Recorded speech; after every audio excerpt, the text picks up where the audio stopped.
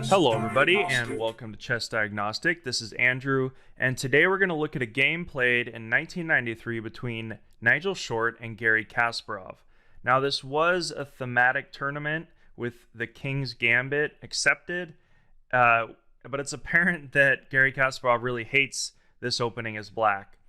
And he said it was pretty much losing, but I don't know about that. The computer really points out some moves that Garry Kasparov could have made to not lose immediately. But in this game, Short really short circuits Kasparov and wins in 15 moves.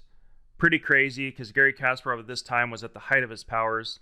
Let's see what happens. So after e4, e5, we go into the King's Gambit accepted, and then bishop to c4. Kasparov checks, preventing white from castling, and then he plays the rather unorthodox b5. It makes sense to simply give away a pawn and develop quicker. So Short takes that pawn, and then we see knight to f6, threatening the e4 pawn. Short gains a tempo on the queen with knight to f3. The queen moves back, but now the queen's threatening the bishop, as well as the e4 pawn is attacked. So knight to c3 solves all those problems. It looks like black could undermine that bishop with knight takes e4, but it actually doesn't work because the queen would simply pin that knight and then win it with d3. So we don't see that, of course. We see g5.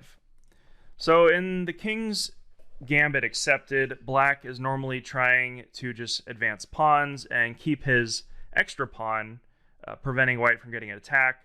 But let's see what happens here. So up to this point with d4, black has been playing very solidly, developing quickly, but he starts to go wrong, allowing white to get activity.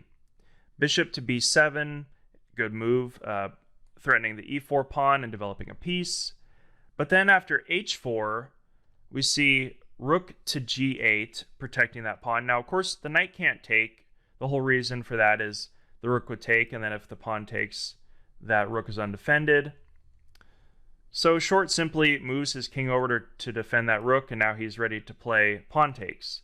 So here's where Kasparov goes horribly wrong. Instead of simply playing something like g4, knight to e5, and f3, trying to use that rook on the g file to attack, he simply takes that pawn, which, if you know anything about activity, as I talk about, basically lets the rook get active immediately with rook takes h4, and now that rook is very dangerous, and this pawn on f4 will be captured very quickly.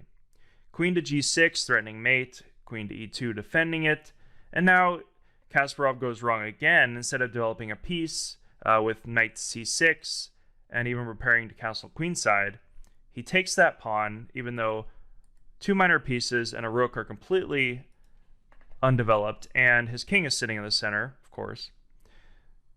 After rook takes f4, Kasparov is already lost. He's going to lose a piece, but there's a lot of interesting variations from this point. So after f5, we see knight to h4, attacking the queen, and that f5 pawn protecting the knight. Queen moves forward, and actually Kasparov resigned after knight takes e4. So why did he resign? Well, there's some variations that he probably missed or realized he missed after knight takes e4. If the bishop takes, then we get rook takes, and then after the queen takes, he's going to win this rook. So obviously Kasparov saw that, and of course knight to f5, protecting that knight.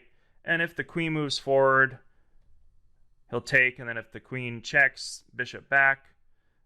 If he takes on f5, then we just get a winning piece, and then after the king moves to e7, we get bishop to d2, a very easy win for Short, up a piece and ready to check with the rook or the bishop on b4. So obviously he didn't miss that variation, but there's a really cool variation that he obviously must have realized he missed after pawn takes. So after pawn takes, queen check. If the king moves up, we get the fork, winning the queen. So basically black is forced to move over, but then we have rook takes f8. And after bishop g5 check, we get knight to f5. Now the rook can't take because the queen would checkmate immediately, and this must have been what Kasparov missed, because the queen, unfortunately, in this position has no squares at all. It can't move here, here, or here, and it basically has to give itself up. It can't move anywhere here for a bishop. So that's the reason that Kasparov resigned and lost in 15 moves in the King's Gambit accepted against Nigel Short. So what do you think about this game? Just a kind of miniature, but I thought it was really cool to see how Short really played actively and just kept his head against Kasparov in this game.